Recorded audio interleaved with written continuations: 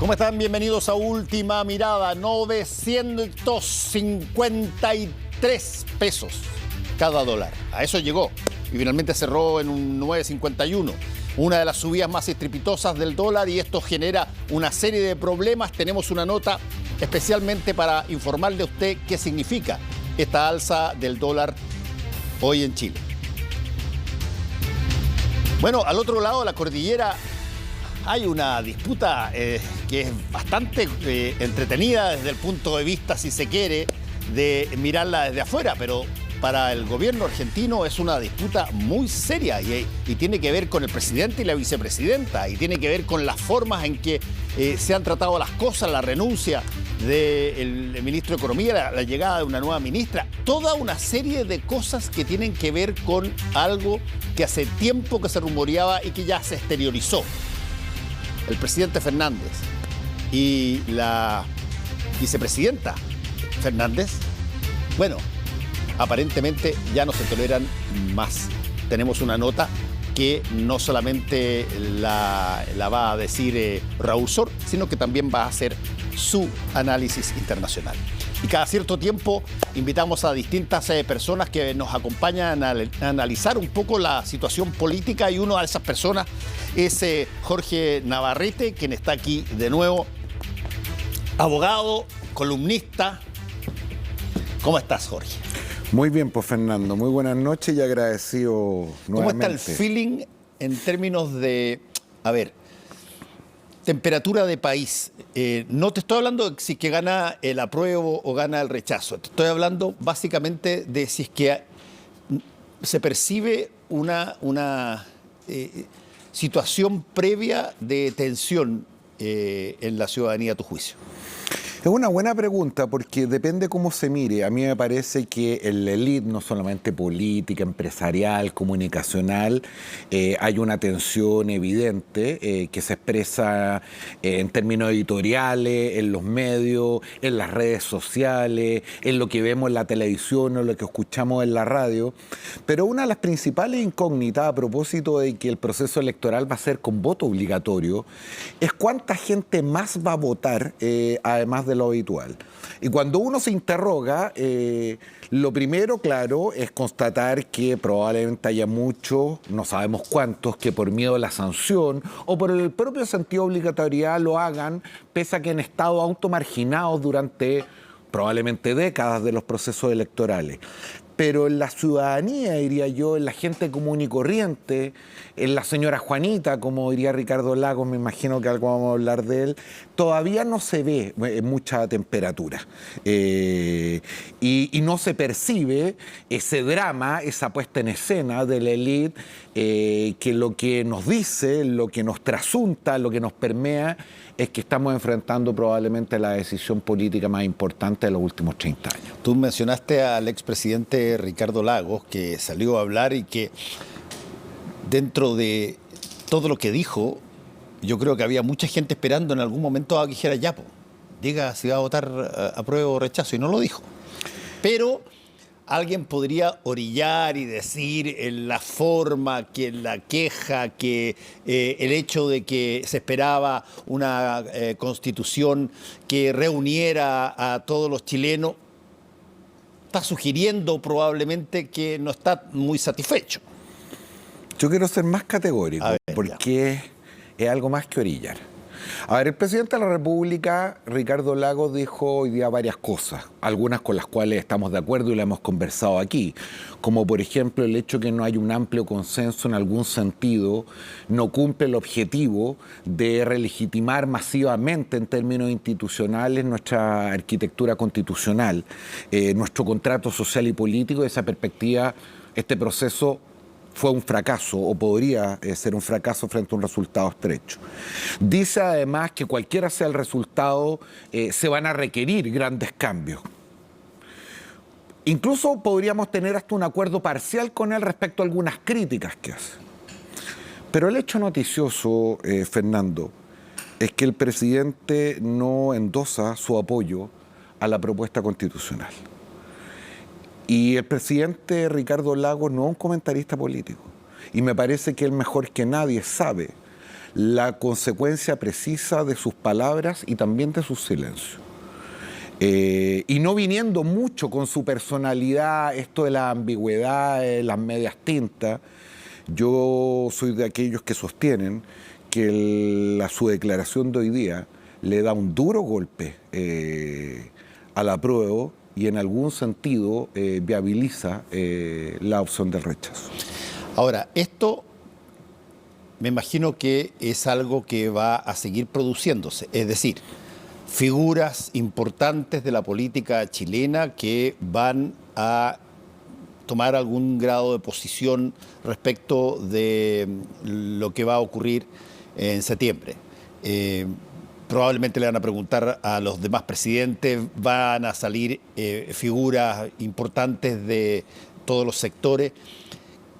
Pero ¿qué tanto crees tú, Jorge, que esas figuras que han sido muy basureadas en términos de la ciudadanía, en términos de la desconfianza y todo lo que ha pasado, son capaces de, para este caso particular, actuar como líderes de opinión en la duda de las personas y decir, ¿sabes qué? Sí, tiene razón el presidente, yo voy a votar con el presidente Lago, a pesar de que me cargó, a pesar de que apoyé a estos cabros cuando decían de que se habían traicionado la cuestión, pero aquí lo voy a apoyar. ¿Por qué?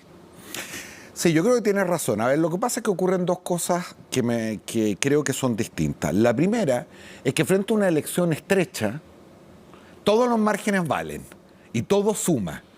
Y efectivamente tu aseveración es correcta. A mí me parece que no estamos en presencia, ni de Lagos ni de nadie, de ningún liderazgo que pueda mover la aguja de manera definitiva.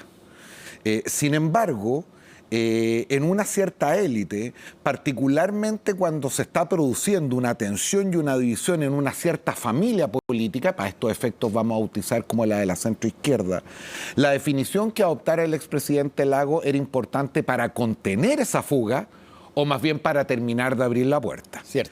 Algunos podrán decir, bueno, este no es el Lagos de hace 20 años atrás.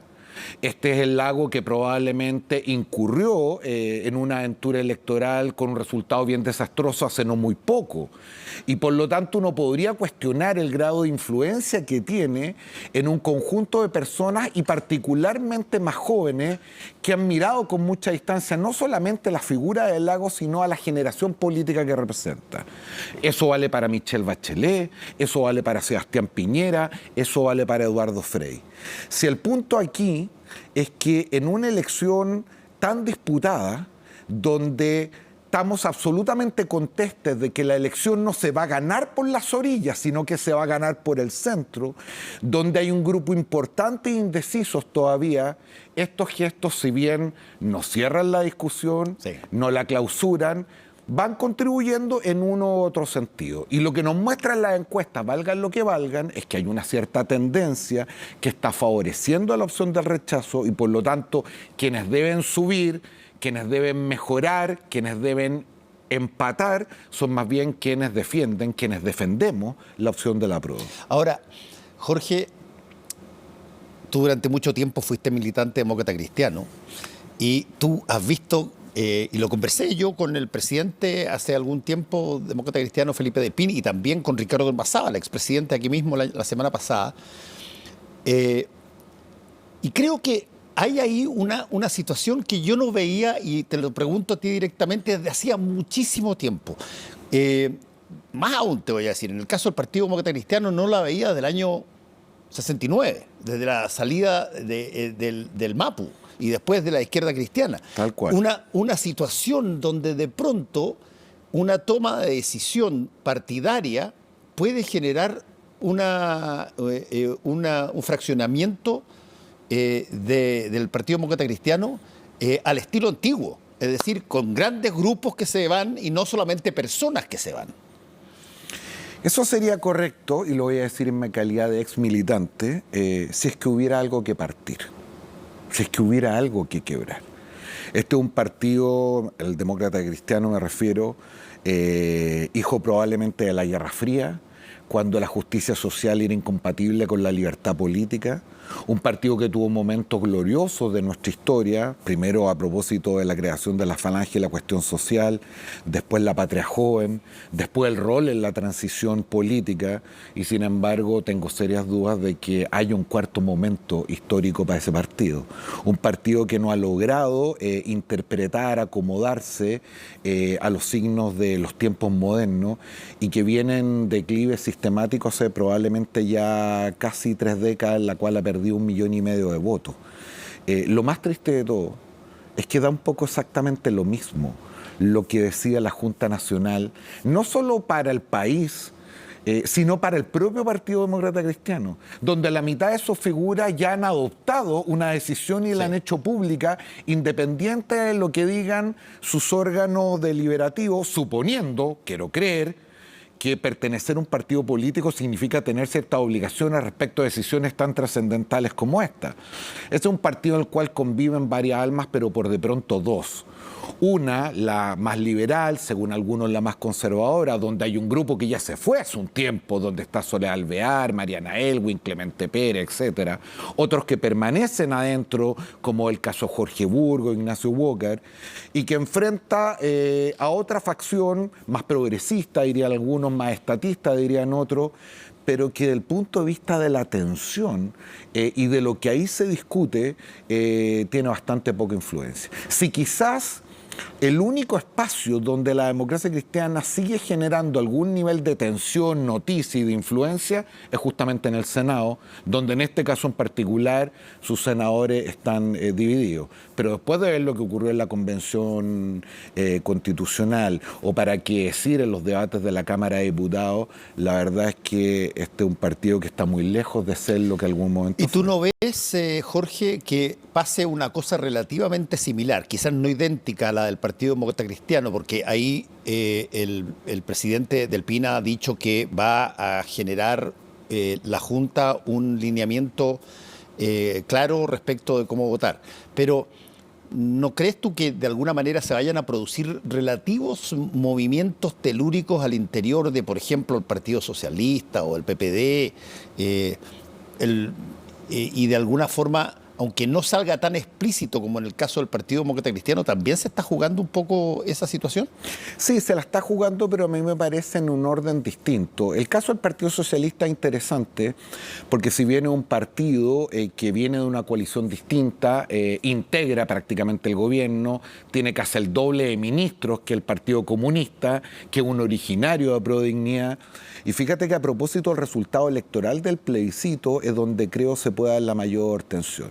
Yo he sostenido, y creo que no exagero, que la posibilidad del rechazo es a Gabriel Boric lo que el 18 de octubre fue Sebastián Piñera, en el sentido de que no solamente el presidente de la República está personalmente comprometido con este proceso, se jugó el pellejo en la firma del 15 de noviembre, sino que el andamiaje político, la promesa de la expectativa de transformación y de cambio están ineludiblemente ligadas al resultado electoral. Y me parece a mí que en ese mundo, en el mundo socialdemócrata de la centroizquierda, donde hay una parte que integra el gobierno, el resultado electoral, particularmente en el caso del rechazo, podría generar un quiebre interno que obligara al presidente a tomar una decisión que se ha venido insinuando, que se le ha venido pidiendo, respecto de los cuales algunos dicen que se verá más temprano que tarde obligado, y es a tomar una decisión, porque no se puede estar bien con Dios y con el diablo. A ver, ¿cuál? Y esta coalición es lo suficientemente amplia para ganar una elección, pero es demasiado amplia para gobernar.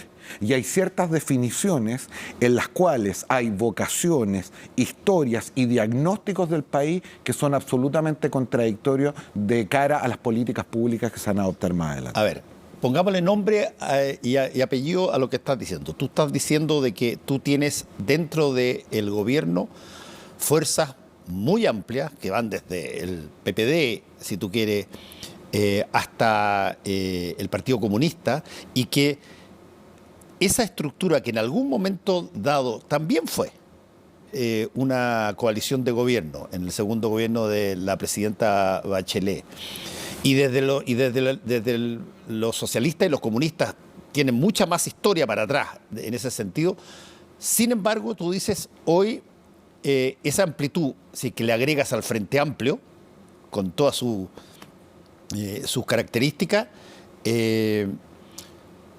como que de alguna manera no cuaja, no se armoniza, para ponerlo en lenguaje de la Constitución, no se armoniza, sino que eventualmente se desgrana.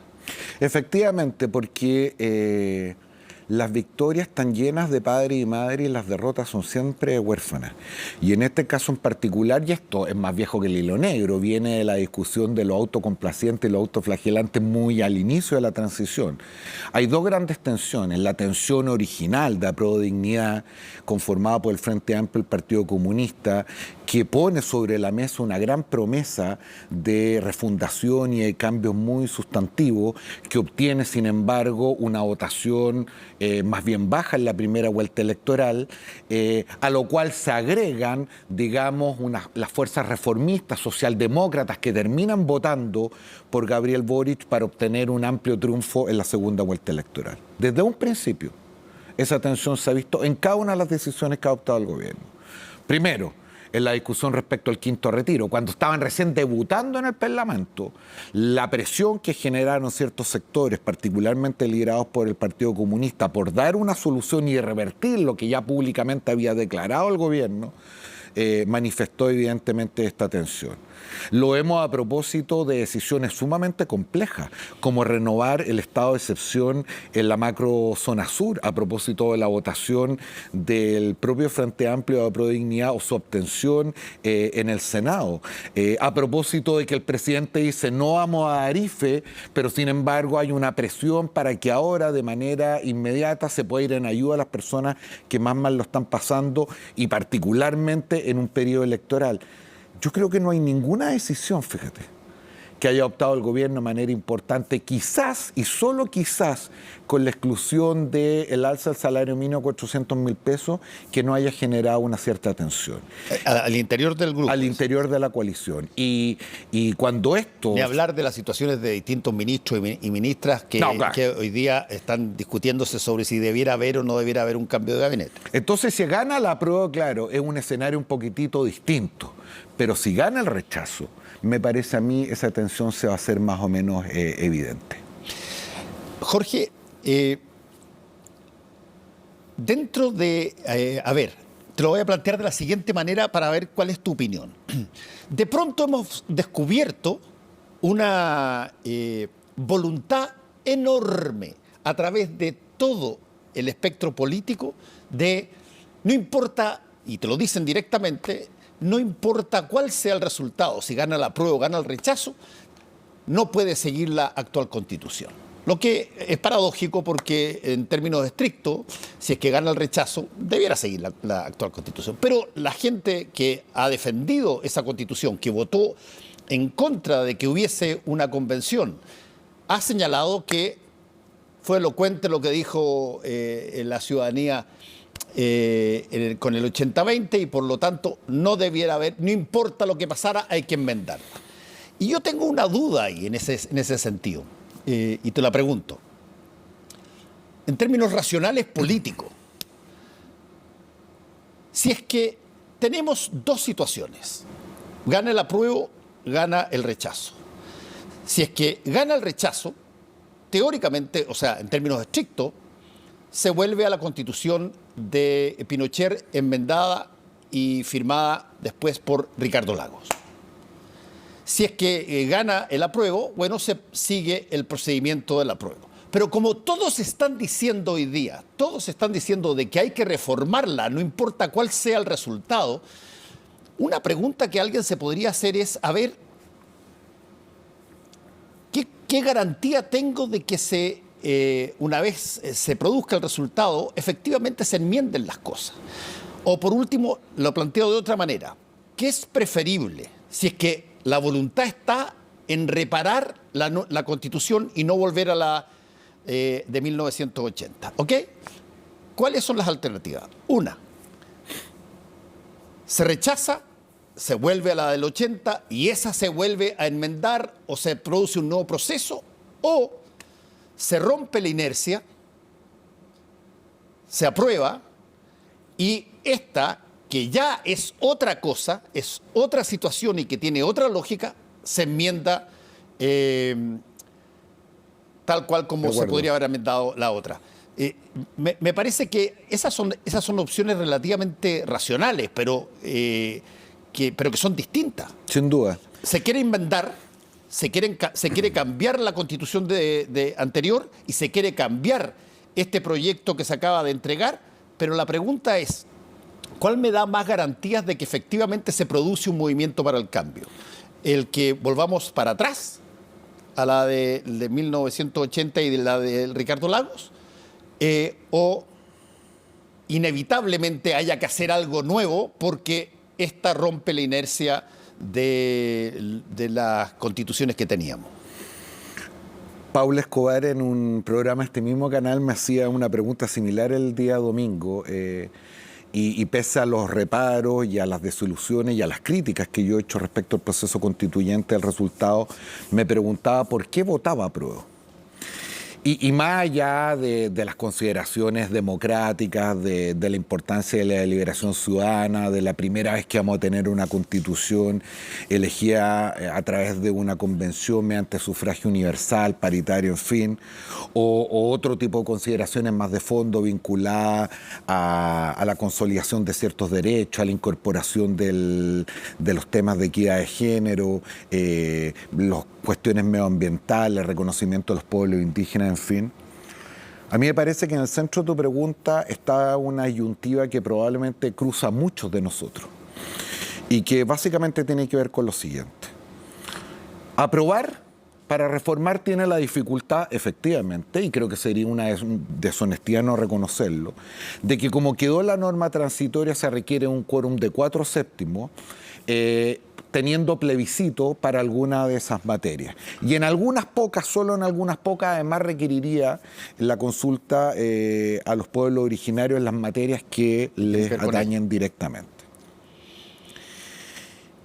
Y al mismo tiempo, el proyecto que hoy se está tramitando en el Senado llevaría también un quórum de 4/7, sin los otros requisitos, para efectos de reformar o construir una nueva constitución en el caso de que ganara el rechazo. Pero lo que tú graficas a mí me parece que es bien decidor.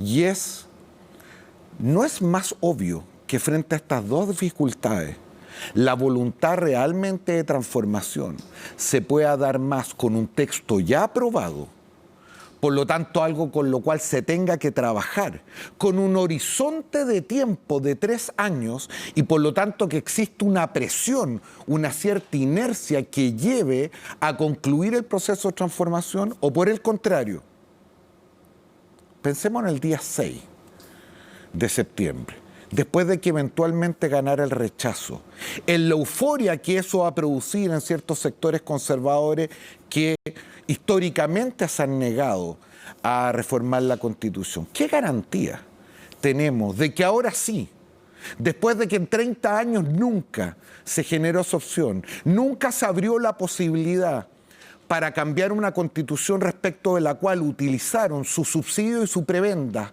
para evitar cualquier posibilidad de transformación y de cambios que ahora, habiendo ganado una elección, sí se iban a allanar? Jorge Correa, que va a votar rechazo, hoy día en la mañana decía eso.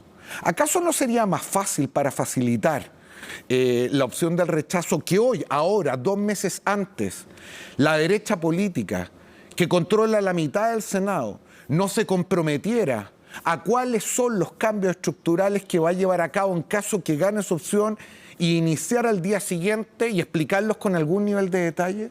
¿Por qué eso no ha ocurrido? ¿No ocurrió porque no se han puesto de acuerdo? ¿No ocurrió porque no ha llegado el momento? ¿O no ocurrió porque muchos de nosotros tenemos la sospecha de que probablemente ese afán reformador, esa obscenidad de despacharse una entrevista como la que hace Marcela Cubillo en El Mercurio diciendo que la Constitución del 80 no va para más, no se condice en nada con lo que ha sido su actitud histórica, ¿por qué habríamos ahora de creer algo distinto? Como decimos los abogados, la carga de la prueba no está aquí, sino que está allá. Y por lo tanto, tomando en consideración todas esas variables, frente a personas que tienen un diagnóstico relativamente común y están en la diferencia táctica entre si aprueban para reformar o rechazan para construir, creo que con todas las dificultades sigue siendo viable o más viable el primer camino. Sí, la lógica quizás ahí es si efectivamente tú quieres cruzar un puente definitivo, digamos, a una nueva realidad, lo que probablemente te da eso es que tú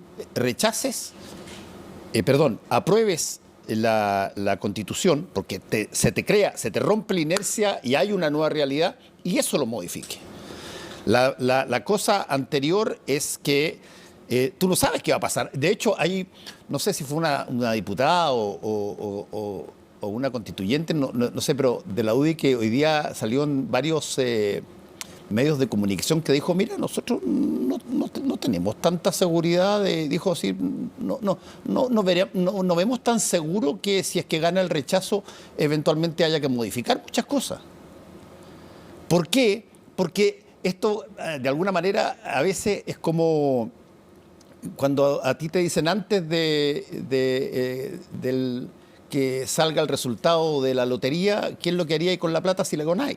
Bueno, y por eso mi crítica al proyecto que se está tramitando hoy día de rebajar a 4/7 los quórums para modificar la actual Constitución, porque más allá de que es una cuestión que llega tarde, 30 años tarde, tiene un efecto electoral más o menos evidente, y creo que es ser muy naïf no reconocerlo. Eso facilita o le baja el costo al rechazo. Y si yo creo en la buena fe de quienes han promovido este acuerdo, cosa que a ratos me genera dudas porque hubiera preferido que Jimena Rincón o Matías Walker dijeran muy tempranamente que iban a votar rechazo para incluso justificar este proyecto de ley, y no ahora de manera un tanto tardía cuando se suma un coro de otras decisiones. Pero cerrado ese paréntesis, eso supone creerle a quien hoy día controla la mitad del Senado. Es decir, para decirlo en castellano, no existe ninguna posibilidad de tener un nuevo texto constitucional si es que gana la opción de rechazo el 5 de octubre, si no es con la completa anuencia de la derecha. Por supuesto, lógico. Y dicho de otra manera, no solamente con la completa anuencia, dada la posición electoral que tiene en el Senado y en la Cámara de Diputados, esta vez sí, la derecha puede vetar cualquier intento de reforma constitucional que quiera hacer el oficialismo en cualquiera de sus versiones. Ahora, para mirar también el punto de vista, yo he escuchado a Javier Macaya, he escuchado a varias otras personas que son muy insistentes en que la Constitución vigente, digamos, ya no corre. Ok, yo les doy perfectamente el beneficio de la duda. Mi pregunta es, si es que hay tanta seguridad en que hay que reformar, cualquiera sean las dos, si hay tanta seguridad, ¿por qué no se producen acuerdos previos sobre qué hay que reformar, qué compromisos tenemos? Porque no hay tanta seguridad, justamente, porque no hay tanta seguridad. Lo voy a decir de otra manera, y lo conversábamos un rato atrás. Si hoy, la derecha en su conjunto se comprometiera públicamente con el país, que en el eventual caso de que ganara el rechazo al día siguiente iniciarían un proceso de construcción constitucional que incluyera 5 puntos. Un Estado social y democrático de derecho que garantizara la provisión de bienes y servicios esenciales a la población en un estándar mucho más alto que el que existe hoy día. Segundo, que hubiera un reconocimiento a los temas emergentes, no solamente en el mundo, sino que en Chile, que son parte importante de nuestras nuevas discusiones civilizatorias. La equidad de género, los derechos de la mujer, la diversidad sexual, en fin. Tercero, que se considerara de manera seria todo lo que tiene que ver con los temas medioambientales y particularmente el uso y futuro y sustentabilidad de los recursos naturales. 4, descentralización. Y 5, por último, en un tema que nos agobia de manera permanente y que requerimos darle solución, un reconocimiento explícito, concreto, que se traduzca en acción, en reconocimientos culturales, políticos, forma productiva a los pueblos originarios. Si la derecha tomara hoy ese compromiso, no habría forma de evitar que ganara el rechazo. La pregunta es entonces, ¿por qué eso que parece tan sencillo no se ha puesto sobre la mesa? Y la respuesta es solo una. Y es porque, más allá de las diferencias entre una y otra versión de la derecha, no existe una real voluntad por cambiar de manera sustantiva y estructural la actual Constitución del 80. ¿Tú no sospechas que de alguna manera hay... yo creo, por ejemplo, que hay una mirada que necesita ser vista por la oposición, por la derecha, después de lo que significaron las elecciones, las últimas elecciones, todas muy duras para la derecha. Y desde ese punto de vista, voy a tratar de retrucarte. La derecha puede ser que esté esperando saber si es que hay una señal de que esta elección es distinta a las anteriores. Es cierto que está llena de todo tipo de cosas, fake news, etcétera, pero llevan perdiendo prácticamente 5 elecciones seguidas. Pero ni tanto. ¿Ah? Ganaron la primera vuelta electoral en la última elección presidencial. Sí. Se hicieron de la mitad del Senado teniendo el mejor resultado electoral que han tenido en los últimos 10 años. Sí. Y la encuesta hasta ahora, insisto, valga lo que valga, muestra que tienen una preferencia respecto a la opción que están liderando. Sí. Sí, pero tú lo viste, no solamente en el plebiscito de entrada, pero lo viste en los gobernadores, lo viste en los alcaldes, que son poder representativo. Y desde ese punto de vista pueden tener interés en hacer los cambios que se necesitan, pero ver primero cuál es el momento. Yo tengo la impresión de que quizá lo que hace falta es que estas cosas se abrochen antes. Bueno, pero alguien me podría decir, oye, pero Fernando, ¿por qué se tienen que abrochar las cosas antes si ni siquiera tenemos claro lo que va a pasar? Bueno, justamente por eso yo diría. Pero... Bueno, y de hecho, para ser completamente justo y tratando de ser objetivo, que siempre es difícil, y particularmente en estos momentos de mayor temperatura, los sectores que representan al rechazo tienen un temor similar respecto al triunfo de la apruebo. Obvio. Es decir, ¿por qué habrían de quienes recién ganaron una elección constituir una mayoría y un consenso importante para lograr los 4/7 para reformar lo que recientemente se aprobó? Por supuesto. Lo paradójico es que más allá de los sectores muy militantes en el apruebo y en el rechazo, pareciera que una gran mayoría de ciudadanos y buena parte de la masa crítica está en el apruebo para reformar o en el rechazo para construir. Y eso habla de un cierto sentido común ciudadano que reconoce un poco el fracaso de lo que fue este proceso, sí. Pero ya veremos. Como decía Miki, el entrenador de Rocky, esta pelea termina cuando suena la campana, no antes. Ting, ting. Y quedan 2 meses todavía para que suene la campana. Muchas gracias, Jorge Navarrete, por haber estado con nosotros hoy día. Muchas gracias a ti, Fernando. El dólar se dispara. Llega a precios absolutamente estrambóticos hasta muy recientemente, 953 pesos. Y tenemos una nota sobre lo que eso implica.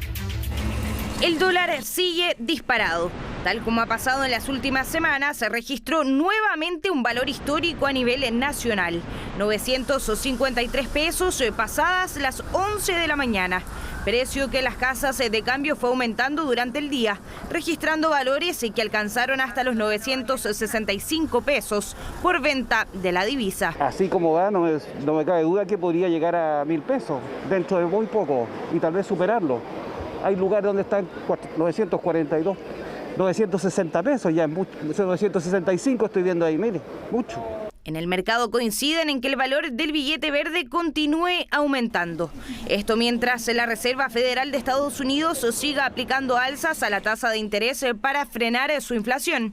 También mientras exista la posibilidad de recesión económica en Estados Unidos, Asia y Europa, y el cobre permanezca debilitándose, tal como el día de hoy, donde el metal rojo cerró con una baja de 2,85% en comparación al día lunes. Esta fuerte caída del cobre está impactando las expectativas de que en nuestro país va a quedar cada vez menos dólares circulando, escenario que apoya precisamente este exceso de demanda, generando esta mayor apreciación, sumado a un impulso del dólar a nivel generalizado. Tenemos varios factores externos que están apoyando precisamente este fuerte repunte. Vamos a ver un alza del tipo de cambio todavía, mientras el estatus actual de los escenarios internacionales principalmente se mantenga y el cobre internamente no tenga una leve alza. A nivel local, la incertidumbre social y política también incide en la devaluación del peso chileno. Está la aprobación de la reforma tributaria en el Congreso y además se acerca la fecha de apruebo o rechazo de la nueva Constitución. La incertidumbre podría seguir aumentando, generando un apetito por dólares en el mercado local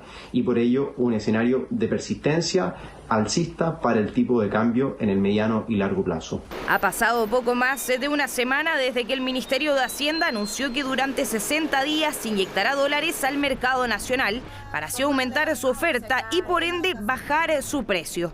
Sin embargo, esta medida no se ha reflejado nada, mientras que el Banco Central podría continuar sin intervenir directamente. El Banco Central yo creo que va a tener una necesidad de salir a hacer alguna intervención, pero pienso que hoy día probablemente alguna intervención verbal podría ser suficiente, pero no va a evitar de que la paridad siga subiendo por cuanto vienen semanas complejas con incertidumbre local, que yo diría de que van a tender a hacer de que el tipo de cambio siga subiendo algo más y pareciera que el mercado también está testeando a si el Banco Central va a salir o no. El mercado estaría pagando por ver hasta qué valor el tipo de cambio podría subir hasta que el Banco Central realice una intervención y con ello, por supuesto, le ponga un techo en el corto y mediano plazo para así mitigar los efectos negativos que esto podría significar sobre la economía local. Ante este escenario, varios especialistas han señalado que probablemente el valor del dólar continúe al alza, llegando a lo que hace poco tiempo era una quimera, superar los 1.000 pesos en nuestro país. Hacemos una pausa y volvemos con el análisis internacional de Raúl Sor.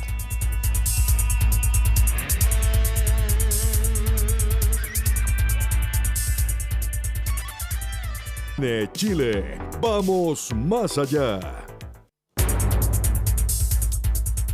Bueno, en Argentina siempre se ha rumoreado de que la relación entre el presidente Fernández y Cristina Fernández no es la mejor.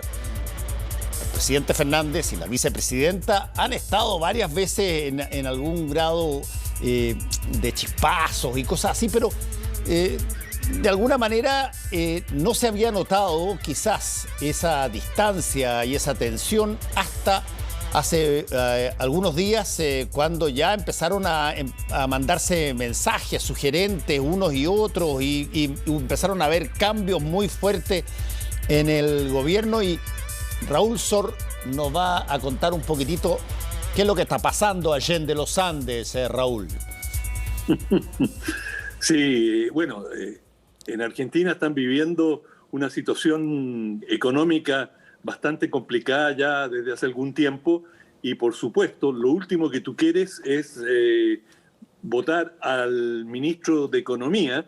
En Argentina el ministro no es como acá que tenemos dos ministros, el ministro de Economía, es decir, el zar de la economía, Martín Guzmán, presentó su renuncia. Y hay muchos que dicen que, bueno, la mayoría, que en realidad no es que quiso presentar la renuncia, sino que lo acorralaron y él pidió una serie de facultades para poder enfrentar la situación. Él venía de un trance muy complejo de renegociar la deuda exitosamente con el Fondo Monetario Internacional. Estamos hablando de 44.000 millones de dólares, es decir, Argentina se endeudó tremendamente con el Fondo Monetario Internacional después de haber pasado muchos años en pleito para pagar de vuelta y casi declarar una moratoria, pero finalmente llegaron a un acuerdo y el gobierno del presidente Macri, el Fondo Monetario acordó hacerle un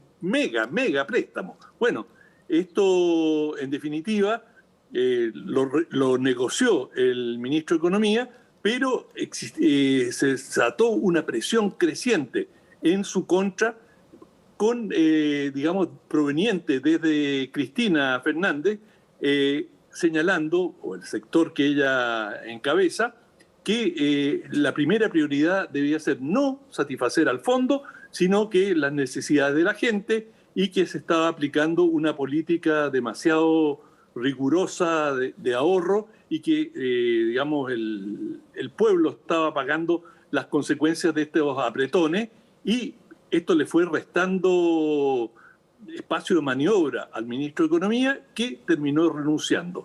Y con esto, por supuesto, esto tiene un trasfondo. Además de la situación económica compleja y las medidas que deben adoptar, el trasfondo es que ha habido desde hace mucho, desde el año pasado, básicamente desde los resultados de las últimas elecciones, que fueron bastante malas para el gobierno y para el peronismo, para las dos facciones. Allí surgieron con mucha claridad la postura del presidente Alberto Fernández y, por otra parte, el de Cristina Fernández, digamos, como cabezas de dos corrientes, en las cuales comenzaron a discutir quién tenía la responsabilidad por la derrota que habían sufrido.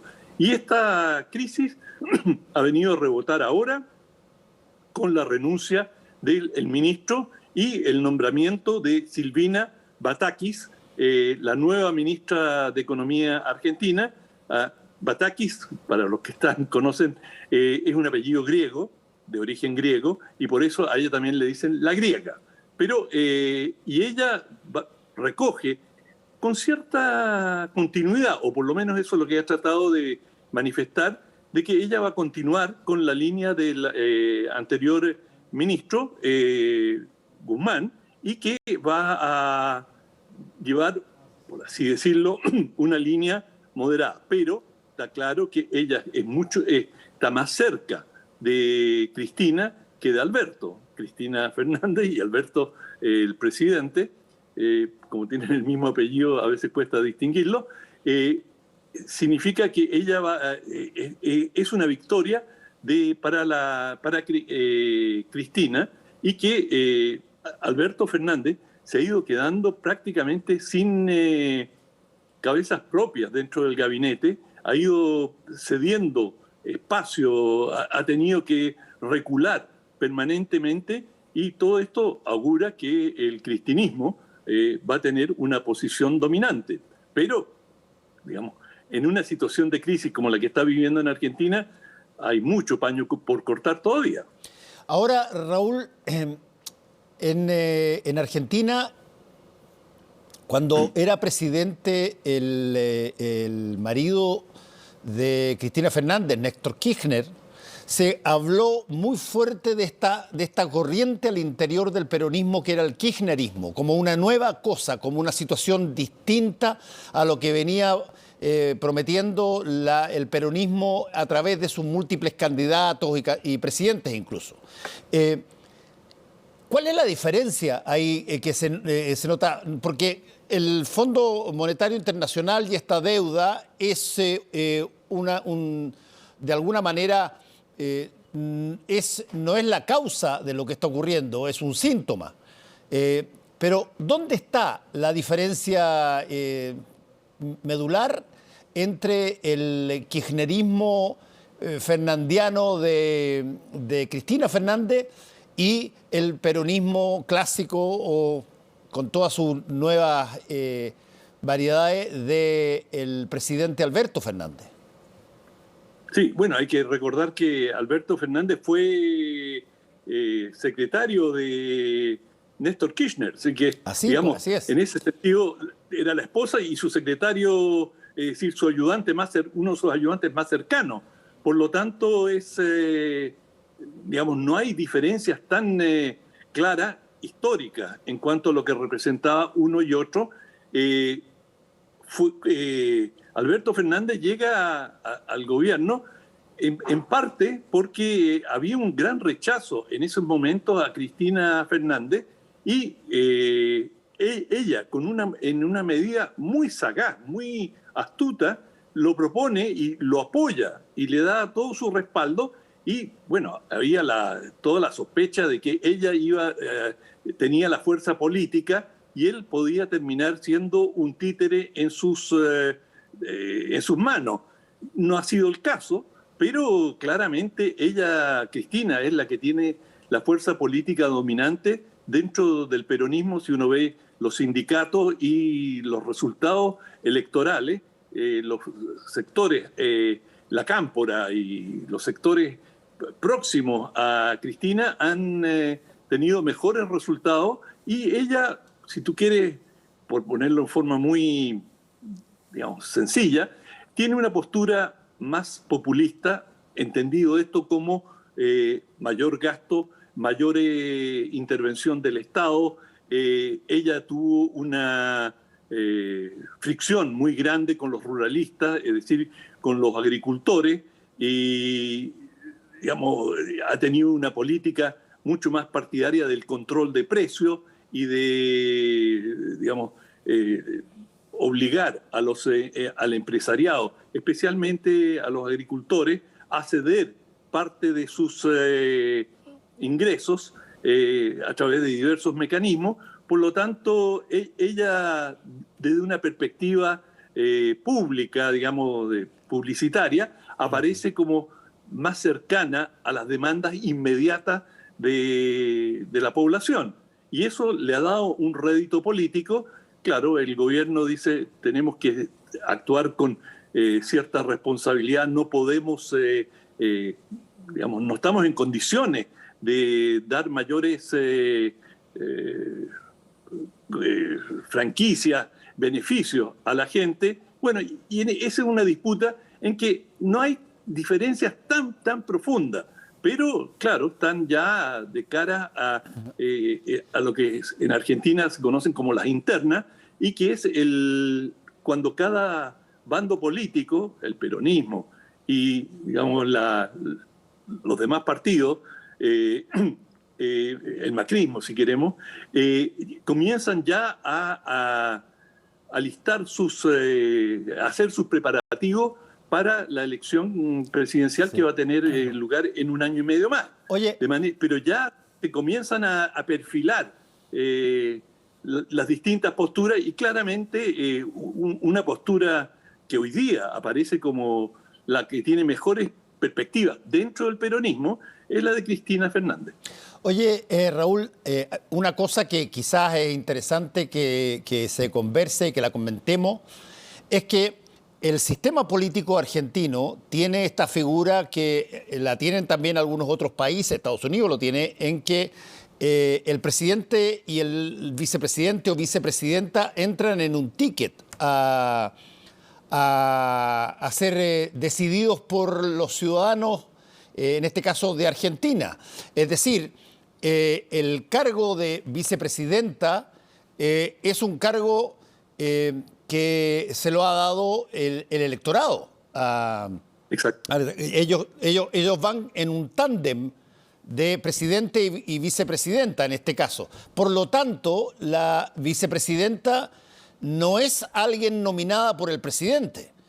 Y desde ese punto de vista, ¿cómo de alguna manera se dirimen problemas que eventualmente pueda tener un presidente y una vicepresidenta si los dos han sido elegidos por la ciudadanía en un paquete?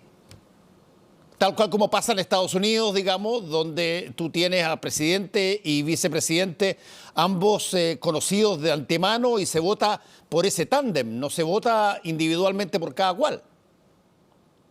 Sí, pero digamos, cada uno de ellos tiene su mandato, y de manera que tú no lo puedes forzarle la renuncia.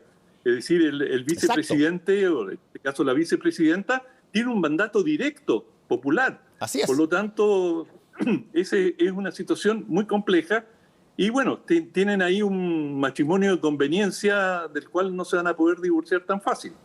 Ya, pero... no pueden.